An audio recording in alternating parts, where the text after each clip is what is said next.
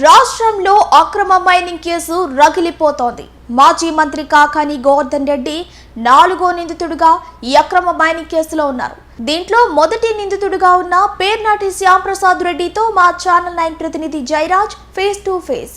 రాష్ట్రంలో అక్రమ మైనింగ్ మాజీ మంత్రి కాకాని గోవర్ధన్ రెడ్డి చేశారని, ఆ కాకాని గోవర్ధన్ రెడ్డి అక్రమ మైనింగ్లో 4వ ముద్దాయిగా ఉన్నాడు, 4వ నిందితుడిగా ఉన్నాడు. నాటి ముద్దాయి ఇప్పటి వరకు నిందితేను. ఈ నిందితుడికి సంబంధించిన అనేక అంశాల్లో మొదటి నిందితుడిగా ఉన్న వైసీపీ నేత పేర్నేటి శ్యాంప్రసాద్ రెడ్డి మనతో ఉన్నారు. పేర్నేటి శ్యాంప్రసాద్ రెడ్డి ఈ కేసుకు సంబంధించిన డీటెయిల్స్ను ఓసారి అడిగి తెలుసుకున్నాం. చెప్పండి సార్, ఏం జరిగింది అసలు? మీ మీద ఎందుకు కేసు నమోదైంది? అంటే అక్రమ మైనింగ్ జరిగింది అని అనేది అధికారులు ఇచ్చారు అని అంటారు, కానీ బట్ వాళ్ళు ఇచ్చిన జాయింట్ ఇన్స్పెక్షన్ రిపోర్ట్లో ఎక్కడ కూడా అక్రమ మైనింగ్ జరిగిందని వాళ్ళు ఇవ్వలేదు. బట్ ఎందుకు కారణాలు ఏదైతే తెలియదు, కానీ పోలీస్ కంప్లైంట్లో కేసులు అయితే బుక్ చేయడం జరిగింది. మీరు ప్రధాన ముద్దాయిగా ఉన్నారు, మీరు ప్రధాన నిందితుడిగా ఉన్నారు. ప్రధాన నిందితుడిగా మిమ్మల్ని ఎందుకు పెట్టారని భావించవచ్చు? నేను ఒకటి చెప్తాను చేరాదన్న, ప్రధాన నిందితుడుగా పెట్టడానికి అసలు మైనింగ్ జరిగి ఉంటే కదా అక్కడ నిందితుడిగా పెట్టేదానికోసం అని అంటాను నేను. అసలు మైనింగ్ జరగలేదని ఒక తట్టు రిపోర్ట్ ఇచ్చున్నారు. మైనింగ్ జాయింట్ ఇన్స్పెక్షన్ రిపోర్ట్ ఇచ్చారు. గతంలో పనిచేసిన డిప్యూటీ డైరెక్టర్ శ్రీనివాస్ గారు ఇచ్చారు. అట్లే బాలాజీ నాయక్ గారు అప్పట్లో ఉన్న డిస్ట్రిక్ట్ విజిలెన్స్ ఆఫీసర్గా ఉన్నారు, ఆయన ఇన్స్పెక్షన్ రిపోర్ట్ ఇచ్చారు. బట్ మైనింగ్ ఎక్కడ జరిగితే ఈ విధంగా ప్రచారం, ఆర్భాటాలు, వ్యవహారాలు ఇవన్నీ చేస్తూ ఉన్నాయి. మాకైతే అర్థం కావట్లేదు. ఏ మైనింగ్ జరగకుండానే మీ మీద అక్రమ కేసులు పెట్టారంటారా? అంటే ఇప్పుడు గోవర్ధన్ రెడ్డి గారు వచ్చుంటే, ఆయన ఆడ ఉండి రాళ్ళు ఎత్తిచ్చుంటే ఆయన మీద ఏమైనా కేసు పెట్టారంటారా? ఇప్పుడు ఎట్లయితే గోవర్ధన్ రెడ్డి గారిని ఏ విధంగా అయితే ఇరికిచ్చారని అనుకుంటున్నాము, అదేవిధంగా మమ్మల్ని కూడా దాంట్లో బదనాం చేయాలి కాబట్టి ఈరోజు అధికార పార్టీ చేస్తున్నారు కాబట్టి అందులో భాగంగానే చేశారని మేము భావిస్తున్నాం. అంతే. శ్రీనివాస్ కుమార్ మీ క్లీన్ చిట్ ఇచ్చారని మీరు భావిస్తున్నారు? 100%. అంతకుముందు ఏడీగా ఉన్న డీడీగా ఉన్న శ్రీనివాస్ కుమార్ ఏమీ అక్రమ మైనింగ్ జరగలేదు అని చెప్పించారు. తర్వాత బాలాజీ నాయక్ మీరు అక్రమ మైనింగ్ జరిగిందని ఇచ్చాడా? డీడీ శ్రీనివాస్ గారు ఒక రిపోర్ట్లో శ్యాంప్రసాద్ రెడ్డి, వాకాటి శ్రీనివాస్ రెడ్డి, వాకాటి శివారెడ్డి వీళ్ళ ముగ్గురుని అనుమానించి వెళ్ళాము.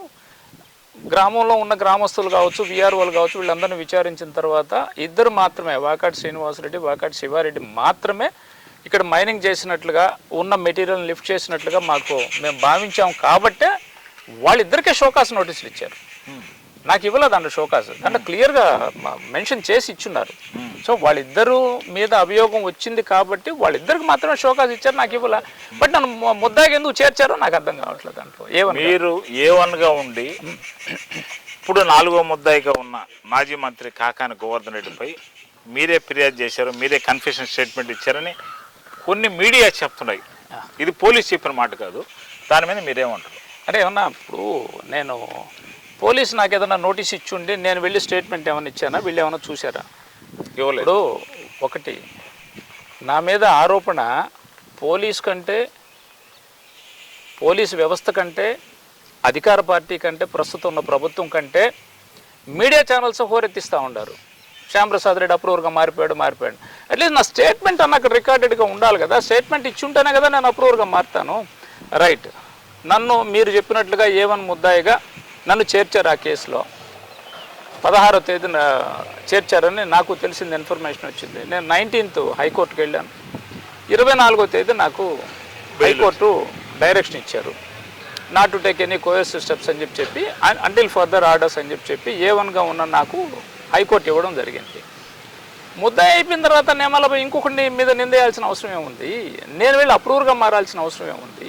కొన్ని ప్రభుత్వానికి అప్రూవర్గా మారినానా, లేదని అనుకుంటే పోలీస్ వ్యవస్థకి ఏమన్నా నేను అప్రూవర్గా మారినా, ఏదో ఒక స్టేట్మెంట్ అయితే ఉండాలి కదా. అక్కడ స్టేట్మెంట్ లేకుండా ఊరికేం బురద చల్లేసి శ్యాంప్రసాద్ రెడ్డి అప్రూవర్గా మారిపోయాడు, గోవర్ధన్ రెడ్డి గారి దీంట్లో సంబంధం లేదని అని ఓరెత్తిస్తూ ఉంటారు.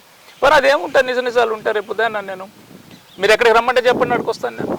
లేదు, పోలీస్ ఏదైనా నాకు నోటీస్ ఇచ్చి, లా అండ్ ఆర్డర్ డిఎస్పీ గారు కానీ, సిఐ గారు కానీ, ఎస్ఐ గారు కానీ, ఈ ఐఓలు ఎవరైతే ఉన్నారో నాకేదన్నా ఒక నోటీస్ ఇచ్చి నన్ను పిలిచి ఒక స్టేట్మెంట్ రికార్డ్ చేస్తుంటే ఎస్, ఆ స్టేట్మెంట్ ఏదో కాన్ఫిడెన్షియల్గా పెట్టుకున్నారు కాబట్టి అప్రూవర్గా మారి ఉండొచ్చు అని అనుకోవచ్చు. నాకు ఎటువంటి నోటీసు రాలేదు పోలీస్ దగ్గర నుంచి. నన్ను ఎప్పుడూ పిలవలేదు. నన్ను పిలిచి కూర్చొని పెట్టి కేసుకు సంబంధించి పూర్వపరాలు విచారించింది లేదు. విచారించి వాళ్ళు స్టేట్మెంట్ రికార్డ్ చేసుకొని కాన్ఫిడెన్షియల్గా పెట్టుకున్నది లేదు. ఊరికేనే బురద జల్లాలా, మసిపూసి మారేడుకాయ చేయాలా, దీన్ని వేసేస్తే కడుక్కుంటారులే చేసుకుంటారు అనే నిందలు తప్ప అంతకు మించి ఇంకేం లేదు. గోవర్ధన్ రెడ్డి చేశాడన్నా, శ్యాంప్రసాద్ రెడ్డి చేశాడన్నా, లేదు ఇంకొక రెడ్డి చేశాడన్నా, ఏదైనా కూడా వాస్తవాలు ఉండాలి. అక్కడ మైనింగ్ జరగలేదు అని అన్నారు, మెటీరియల్ ఉండింది, మెటీరియల్ అక్కడి నుంచి తరలించారు అని అంటున్నారు. మరి అంత మెటీరియల్ని సీజ్ చేయకుండా డిపార్ట్మెంట్ ఎందుకు ఉండింది? డిపార్ట్మెంట్ కూడా బాగా ఉంది కదా దీంట్లో. నీకు 100 టన్నులు ఉంటేనే 50 టన్నులు ఉంటేనే వాళ్ళు సీజ్ చేసి దానికి అక్కడ ఉన్న విఆర్ఓకో లేకపోతే అక్కడ ఉన్న తలారుకో ఎవరికొరకు హ్యాండ్ ఓవర్ చేస్తారు కదా. మరి ఇన్ని 100 కోట్ల రూపాయల మెటీరియల్ని డిపార్ట్మెంట్ సీజ్ చేయకుండా ఎవరో ఒక నెత్తిన నిందేసేసి వెళ్ళిపోవడం అనేది అది ఎంతవరకు కరెక్ట్? అది మీకు తెలియాలా.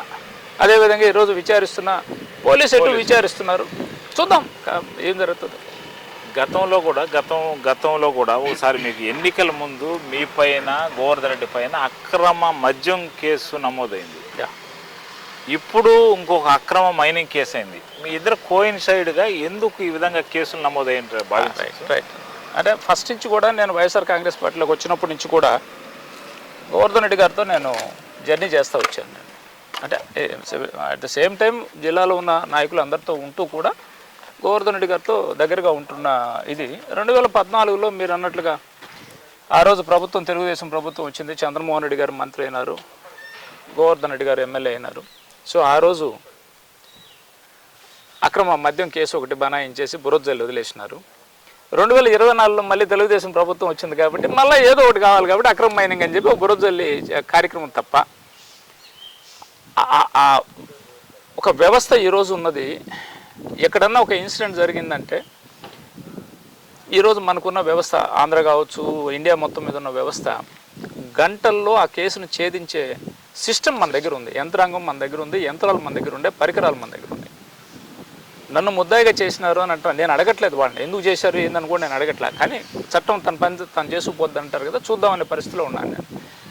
నా కాల్ డేటా కానీ, నా సిగ్నల్స్ ఏదో, నాకు టవర్ లేదని దొరికినట్టు కానీ, ఒక అక్రమ మైనింగ్ 100 కోట్లు 1000 కోట్లు చేయాలనంటే మనం స్పాట్ కన్నా వెళ్ళాలా, స్పాట్ చూసుకోవాలా, దానికి సంబంధించిన మనుషులను అక్కడ పెట్టుకోవాలా. పోనీ మనం దీన్ని ఈ మెటీరియల్ని తీసుకెళ్ళి చైనాలో ఇచ్చామా, లేదనుకుంటే చెన్నైకి ఇచ్చినామా, కొన్న బయ్యర్స్ ఎవరు, ఇవన్నీ కూడా ఉన్నాయి కదా. ఎంక్వైరీలో భాగమే కదా ఇవన్నీ. గోవర్ధన్ రెడ్డి గారిని ముద్దాయం చేసేదానికి శ్యాంప్రసాద్ రెడ్డి అప్రూవర్గా మారాడు అని చెప్పి బురద జల్లాల్సిన అవసరం ఏముంది? నన్ను అడిగితే నేనే చెప్తాను కదా, ఏం జరుగుతుంది, ఏం జరిగింది అనేది కూడా చెప్తాను కదా. నాకు తెలిసినంత వరకు తెలియని దాన్ని కూడా తెలిసినట్టుగా చూపించేసి, భూతత్వంలో చూపించేసి ఈ రకరకాల ఇది జరుగుతూ ఉండే. చూద్దాం, దాని కాలం ఏదైనా ఇస్తుంది. ఆ కేసులో అక్రమ మద్యం కేసులో సోమిరెడ్డి ఉన్నారు, ఈ కేసులోనూ సోమిరెడ్డి ఉన్నారని భావిస్తున్నారు.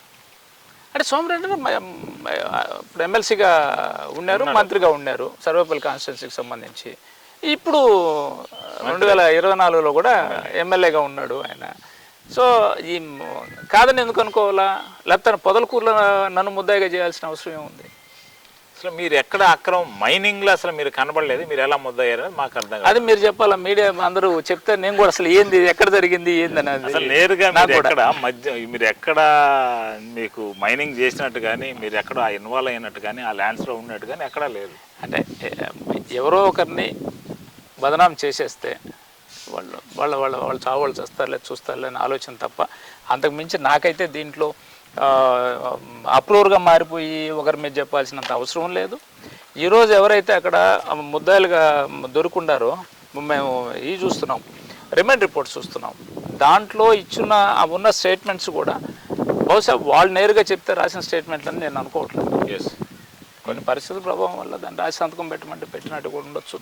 అంటే ఆ నిందితులు పోలీసు స్టేట్మెంట్ మీద సంతకాలు మేబీ, అది అంతకంటే ఇంకేం లేదు. ఇప్పుడు నేను అట్లీస్ట్ ఒక్కసారి నాకు నోటీస్ ఇచ్చి నేను వెళ్ళి అధికారుల దగ్గర అఫీషియల్గా కూర్చొని వచ్చి ఉండి నా స్టేట్మెంట్ వాళ్ళు రికార్డ్ చేసి ఉంటే ఎస్ నేను అప్రూవర్గా మారానా, లేదా నా కన్ఫెషన్లో ఏదన్నా నేను గోవర్ధన్ రెడ్డి గారి పేరు చెప్పానా ఏందనేది అని ఉండదు.